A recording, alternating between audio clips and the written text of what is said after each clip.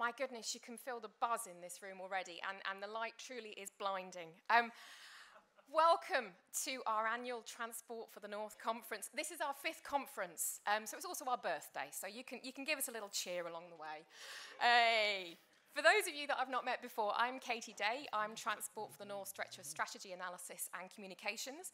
And my job today is to try and keep us on track a little bit, and you'll see me bobbing up during the morning and the afternoon to guide us around this event today. We've got a packed agenda, and I have to say we've got a packed hall, which is a fantastic place to start. As it won't surprise you, the first job of the morning is a few housekeeping arrangements. Please, if I can, ask you to keep your phones on silent. And if you do need to take a call, by all means, just step out. It's not a problem whether it's in the session here or in the panels a bit later on. We're not expecting any fire alarms today, so if it does go off, it's real. Please head out the doors, back down the steps, and then if you bear round to the right to the front of the building, and if you've spotted Byron Burger or the beer Keller, we need to gather outside there. And finally, if anyone's got any dietary requirements, please do let the hotel staff know or one of the TFN staff, and we can make sure that those are catered for at lunchtime. Well, with that out the way, let's press on. I'm going to have the pleasure this morning of introducing Maria Breslin from the Liverpool Echo. She is going to chair our first panel session this morning. We're going to go through till about 11:15, and then I'll bob up on stage, hopefully, and give you a little bit more information about the rest of the day. Let's have a good one. Thanks, everybody. Maria.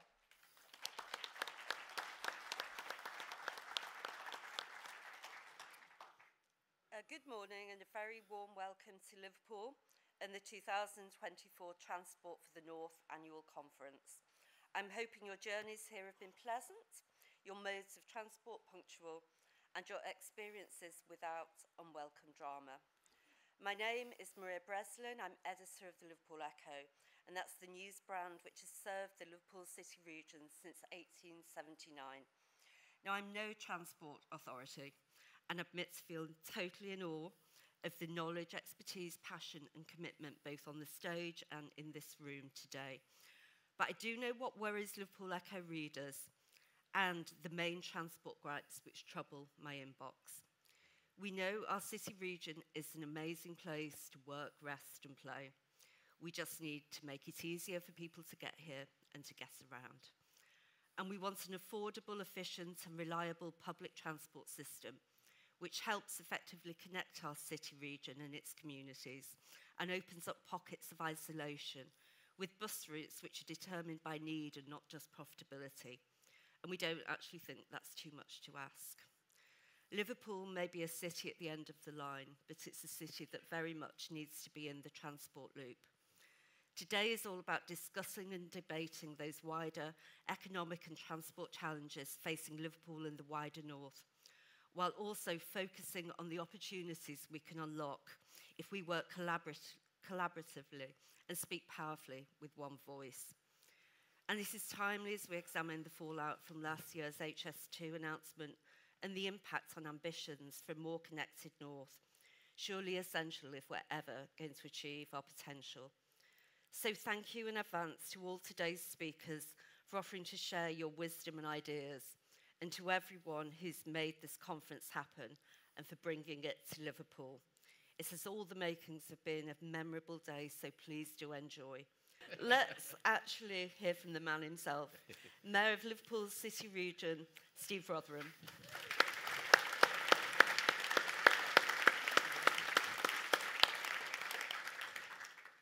Good morning to everybody, and just to let you know, on Friday night, we had a DJ battle, me and somebody you won't have heard of called Andy Burnham, and Liverpool won. So we can now say welcome to the UK's home of music, as well as the European capital of culture in 2008. Look, it's a vibrant city region. It's a great place. You just heard what we're like, and you would have seen a video which would have explained some of the context to what we're going to discuss today. But it is a genuine pleasure to have you all here in our city and city region. You know, an area that, of course, I'm rightly proud to represent. And it's home to a community of more than 1.6 million residents. You know, the Liverpool city region like most areas, is a melting pot of people, of places and of personalities, all with their own history, culture, leadership, identity. And I'm sure that you'll have seen, well, you will see from some of those shots, why I think that this place is a fitting backdrop to this year's conference, because few places have contributed more to the transformation of British public transport than here. You know, from the world's first passenger railway, powered by Stephenson's rocket, faster than you can get between Liverpool and Manchester now, by the way, but very proud. We had something called the Dockers Umbrella. If you don't know about it, just Google it and see what that was all about. But we've been at the forefront of transport innovation for centuries, and obviously it's a legacy that we're continuing today, from rolling out the country's first battery-powered, publicly owned trains, to launching our publicly owned fleet of hydrogen buses. I think there's one outside, and becoming only the second area outside of London to bring our buses. And I think the mic's going on and off as well. I reckon Burnham's nobble this, don't you?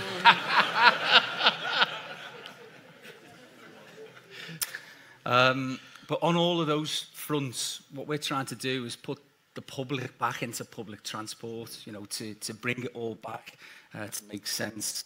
And we're leading a transport revolution here in the Liverpool City region. And, you know, I'm saying that we're leading it, and I know there'll be people sitting in the audience thinking, well, we're doing all right ourselves in our area, and that's great. I'm sure that we can learn lessons from all of you. That's why today is so important. But also, I think that other areas can learn an awful lot from what we've been doing here in the Liverpool City region. And look, it's a good thing that people feel so proud of their areas. I'm certain that anything that we've done, we can learn from, and we'll share in our place, and the same, hopefully, across the whole Northern Corridor, because we represent about 16 million people. You know, it's twice the size of London, and we don't get half of the attention, I don't think. But we are here to discuss what we can do and what we can accomplish collectively as a north of England. You know, for me, secure and wider connectivity to the rest of the country is vital to everybody here's long-term economic success. But good connectivity isn't and shouldn't just be focused between the north and south. We hear a lot of this. To rebalance the UK economy, we need west to east connectivity too. You know, a northern powerhouse rail network, perhaps. You know, why didn't somebody think of something like this years ago? But of course, it's not just west-east connectivity that needs an upgrade. There are a few situations in life, in my life, where I've been in agreement with the likes of George Osborne. One of them happened last year, and that was when he described the Prime Minister's decision to scrap the northern leg of HS2 as a gross act of vandalism. You know, I was thinking to myself, what message does that send about the north? That we are somehow worth less than the people in the south? That the UK is not serious about being a place to invest or do business in? Or that the government simply doesn't care that Victorian infrastructure is holding back the north? And when Network North was unveiled and the promise of more funding to spend on the Liverpool to Manchester link was announced, you can imagine that my eyes lit up, and I think we all saw that in the end for what it really was. It was just more smoke and mirrors, because it transpires that the additional £12 billion of funding was nothing of the sort. And then we find that the geographical lines of the UK have somehow been redrawn, because it includes part of the south. You know, I wonder genuinely how fixing potholes in London will help improve journey times between Liverpool and Manchester, or get more freight onto rail, or make a jot of difference to a single person in the north. You know, all of this is just literally beyond me. The only bit of the north, I'm told, to specifically benefit from that announcement will be the North Circular Road, so good luck to them. You know, maybe the Prime Minister just should travel across the north by train. I don't know how many people here today have tried that. Could I just have a straw poll? How many people have tried to travel this morning by rail? It's about, I'd say, a bit more than half, but that means that there's an awful lot who've travelled by car, isn't it?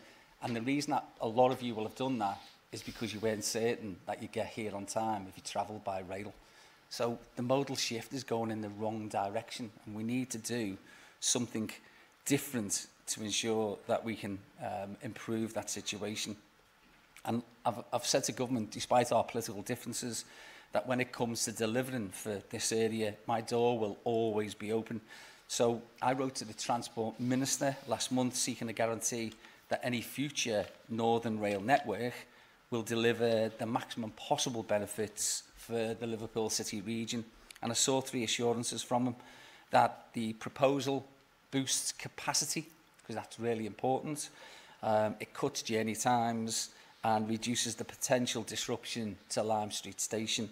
And that means that the cheap and nasty option that we were offered, which is called option 5.1, you might hear a bit about that today, uses old infrastructure and doesn't provide any of those transformational issues, but that has to be withdrawn from the table. And in addition to that, we believe that a new Parkway station between Warrington and Liverpool should be considered, and serious investment is put into the Liverpool city centre stations.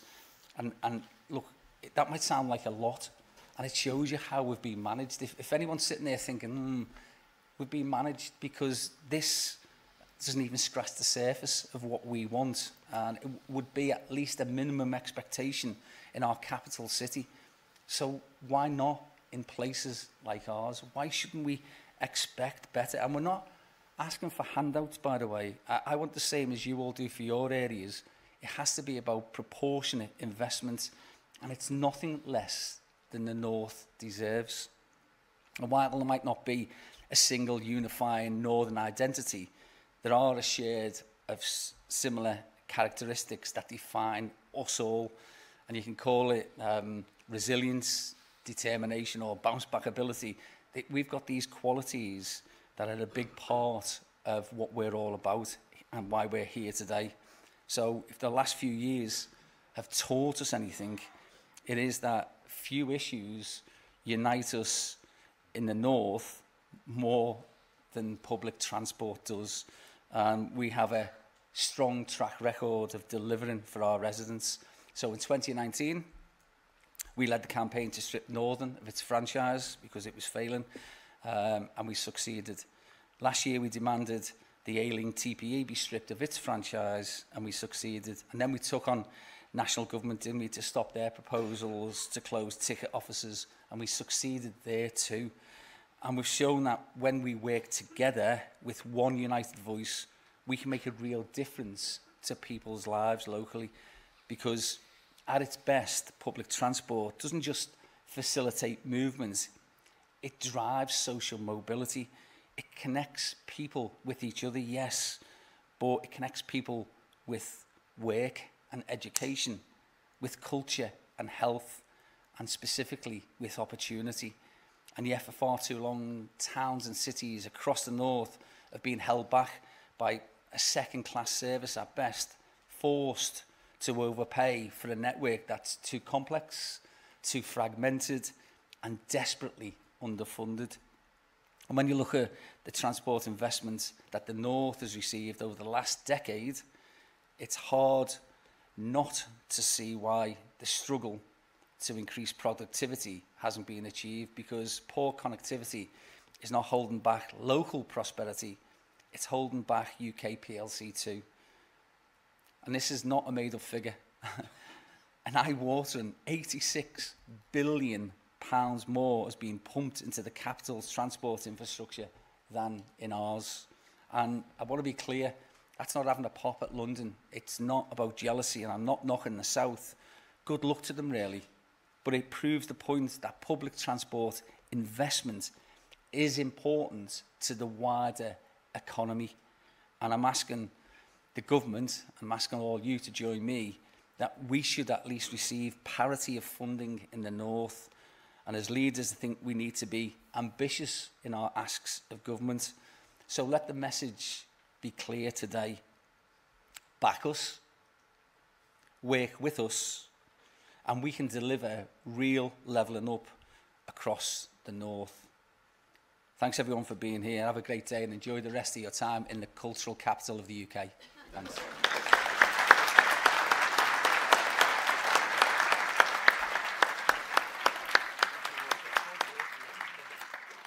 Thank you, Mayor Rotheram. Can I now welcome a familiar face to many of you, I'm sure, the Transport for the North Chief Executive, Martin Tugwell.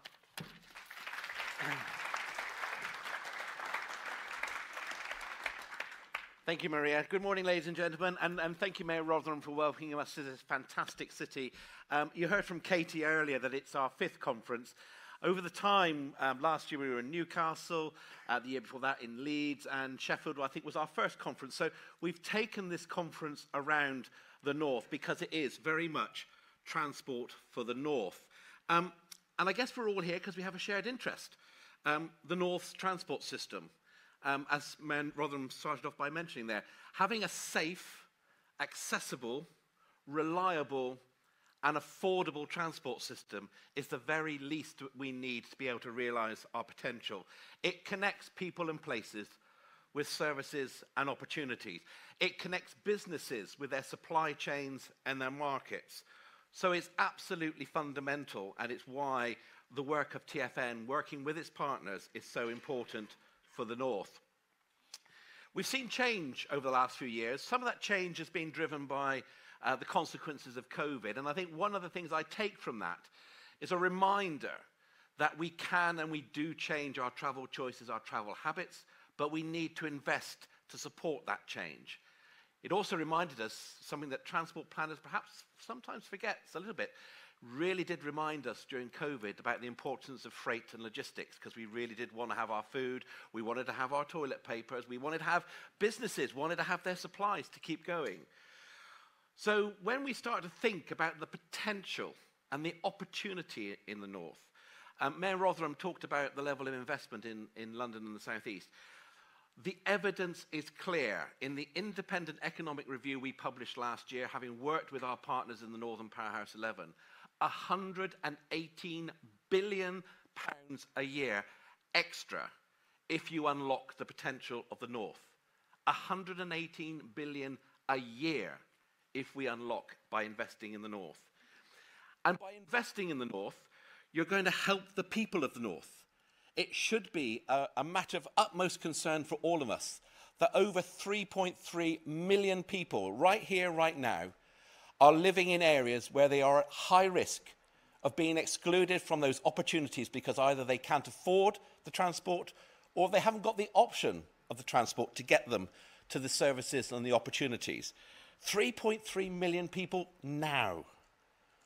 We need to do better for them. We need to have an equitable transport system. And of course, we need a transport system that is going to reduce its environmental impact. Some of that will be coming through the work we're doing on decarbonisation, but we mustn't also lose the track of the fact that it's about looking after our towns and our cities, helping them realise their potential, and using that as a catalyst for change. So we know the scale of the opportunities, we know some of the challenges, and last year we undertook the consultation on our revised strategic transport plan. And by the way, if you contributed to that, thank you very much. We had far more responses this time than we had the first time around, and indeed, we made a particular point of reaching out for some of those sometimes voices you don't hear. We have a panel of people across the region which reflects the diversity of it. We call it Northern Voices, and it makes sure that some of those sometimes hard to hear voices are brought forward into the debate. But that transport plan is a blueprint for the future. It's outcome focused, it's place-based, and it puts the user at the heart of what we're doing.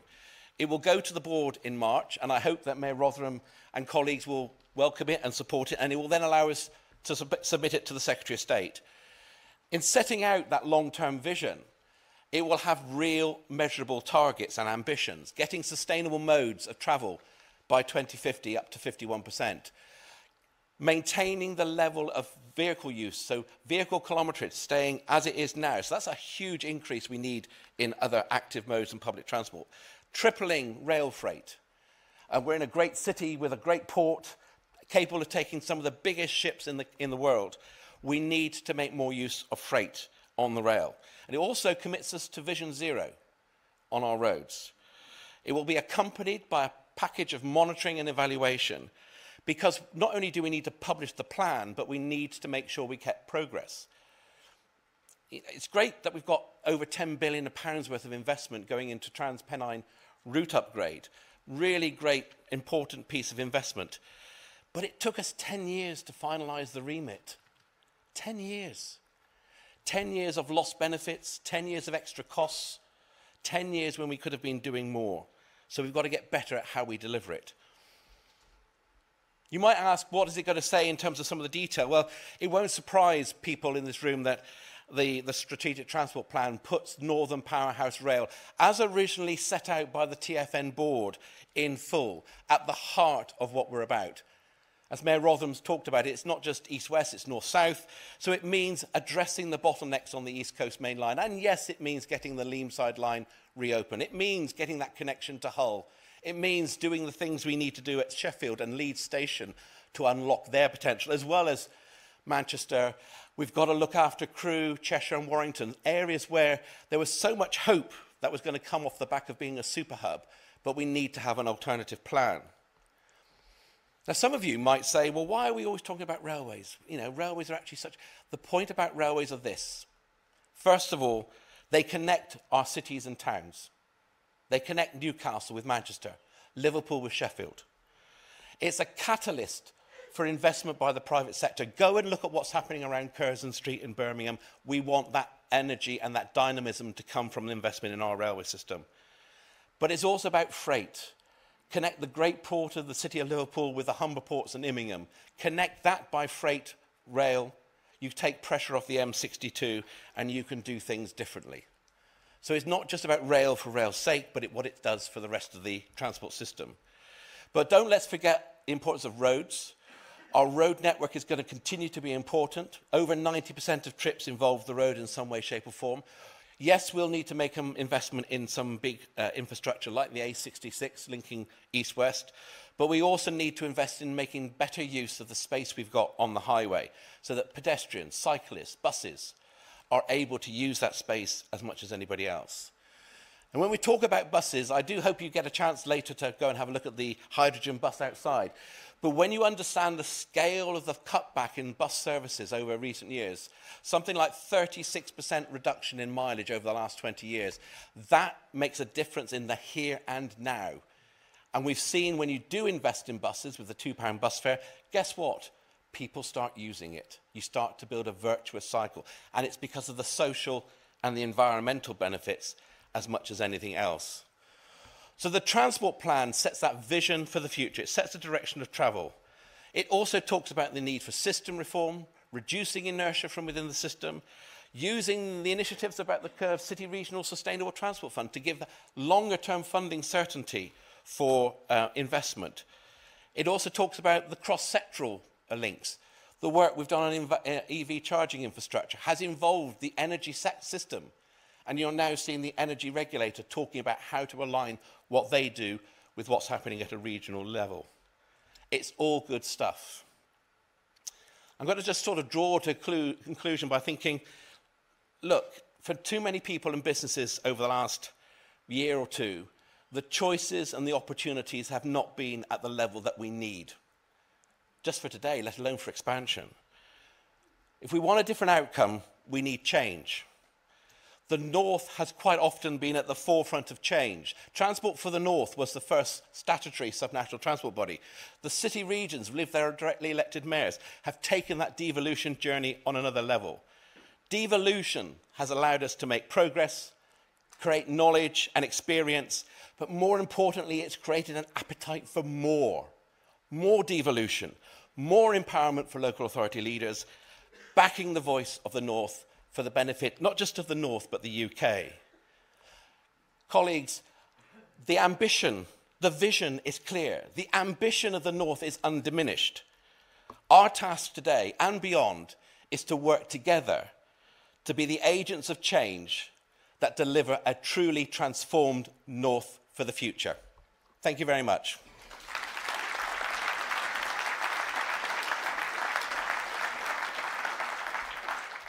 Thank you, Martin. I know Mayor Rotheram has to leave for another appointment, but I think we've got a few minutes where we can take questions from the floor if anyone has any. Hi, Steve. I'm just curious about your comments on the £12 billion for Manchester, Liverpool, including Network North. You don't seem very convinced by it. Can you elaborate on why you're all sceptical about it? So the 12 billion is because there was already money that was allocated, wasn't there, for the link between Birmingham to Manchester, and some of that then went from the Delta to Manchester, and that bit is the 12 billion pounds, because what we've got is 5.4 billion extra from that point to go to Liverpool, and so we've got 5.4 for 2/3, if you like, and 12 billion for 1/3 of the infrastructure. But part of our bit was already in the Northern Powerhouse Rail plan, and the other bit was in the HS2 plan. So it's not additional funding, it's just funding that's being pushed together. If we got 12 billion above those two previous announcements, then we could do the new station in Manchester, we could do the new station in Warrington, and we could do the new station in Liverpool, because that's what we really want to be transformational. But also, we wouldn't have to use the old Fiddler's Ferry power station lines, because that's what we've been offered with 5.1, which is that option I told you about. It mean that there'd be huge disruption to Lime Street Station. Now, there's some dispute over how long that would be, but it's anything from 1.5 years to 3 years.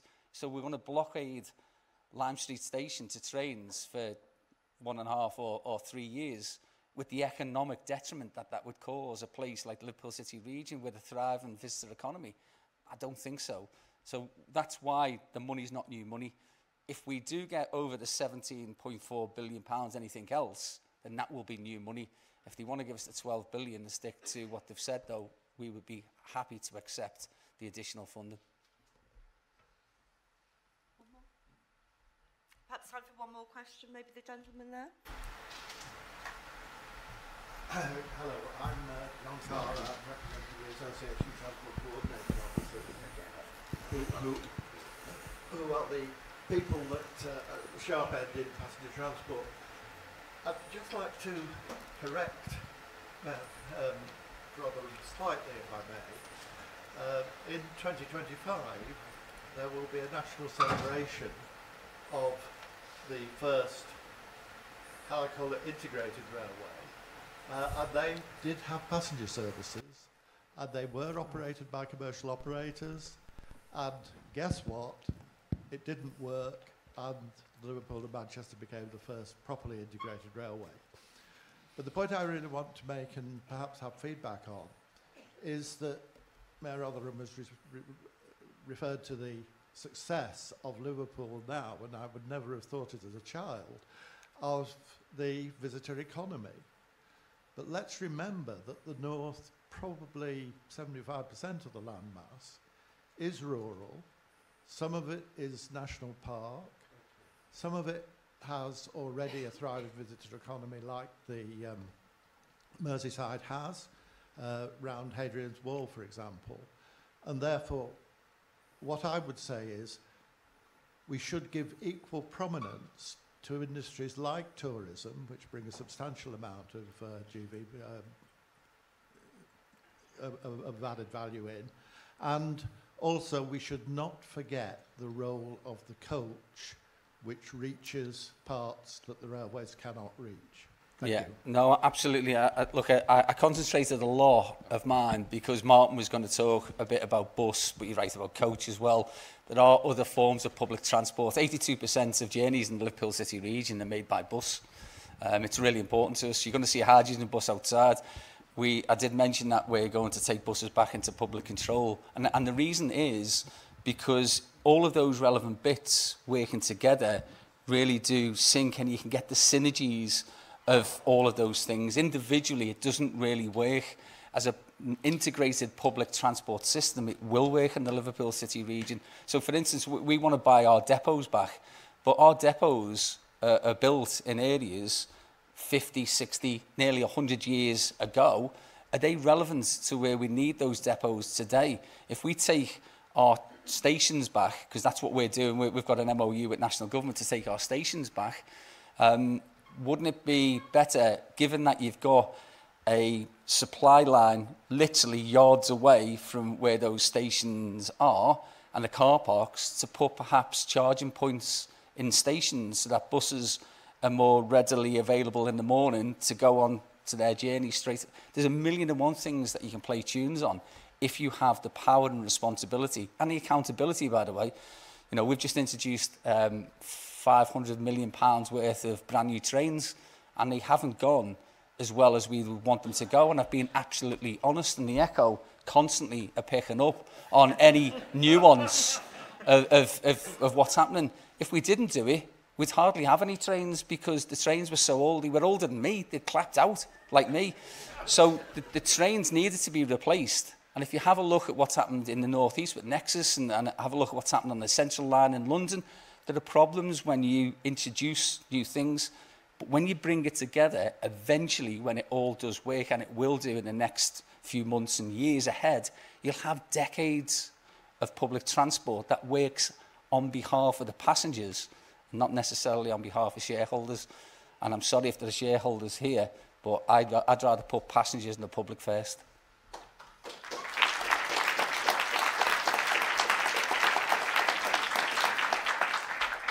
So I just want to say a big thank you to Mayor Rotheram, who I know has got another appointment, and to Martin for getting the conference underway. It's been a great start. And I'll now hand over to Katie. Mayor Rotheram, Martin, Maria, thank you so much. I think that has set the scene for us today to transform the North, and we're going to start to unpack some of the issues and challenges that we need to tackle together. We've got plenty of options today for breakout sessions, so I was just going to give you a quick run through. The choice is yours. We're going to resume about 11:30, might be just after now, while people have had a quick comfort break and grabbed a brew. In here, we've got how you transform the rail network, and we've got how you transition to a decarbonised transport network in an inclusive way. That is in Albert 4/5, which is, if you go out that way or that way, is in the corridor behind. And in breakout 3, we've got how do you transform social inclusion, so reducing transport-related social exclusion here in the North, and that is in Albert 3. We've got lunch at 12:30. There are 3 lunch stations. There's one behind you here, there's one out in the main area, and there's one over by the staircase as well, so please do spread out.